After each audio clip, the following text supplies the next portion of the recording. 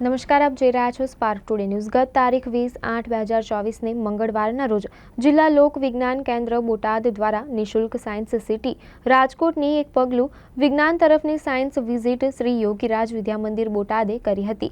આ વિજ્ઞાન તરફની ટૂરમાં 46 બાળકો અને 3 શિક્ષકોએ ઉત્સાહપૂર્વક ભાગ લીધો હતો, જ્યાં જુદી જુદી ગેલેરીઓ જેવી કે નોબેલ ગેલેરી, સિરાગ્રીફ and glass, robotics gallery, life science gallery, automobile gallery વગેરેનો અભ્યાસ કર્યો હતો।